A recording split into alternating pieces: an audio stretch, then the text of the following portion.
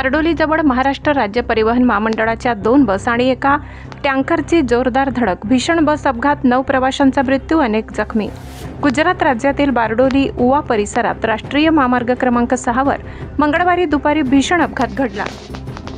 महाराष्ट्र राज्य परिवहन महामंडळाच्या 2 बस आणि एका टँकरची जोरदार धडक झाल्याने हा भीषण अपघात झालाय.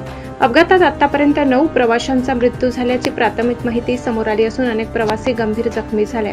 मिळालेल्या माहितीनुसार जामनेर सुरत मार्गावरील MH18BZ 1258 क्रमांकाची एसटी बस बारडोली जवळून जात असताना एका ट्रेलर टँकरला धडकली. त्यानंतर बसने पुढे असलेल्या दुसऱ्या बसला जोरदार धडक दिल्याने अपघाताची तीव्रता वाढली.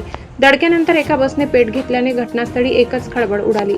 अपघात इतका भीषण होता की एक बस रस्त्याच्या कडेला सुमारे 50 फूट खोल खाली फेकली गेल्याची माहिती मिळाली आहे. स्थानिक नागरिक, पोलीस, अग्निशमन दल आणि आपत्कालीन पथकांनी तात्काळ घटनास्थळी धाव घेत बचाव कार्य सुरू केले.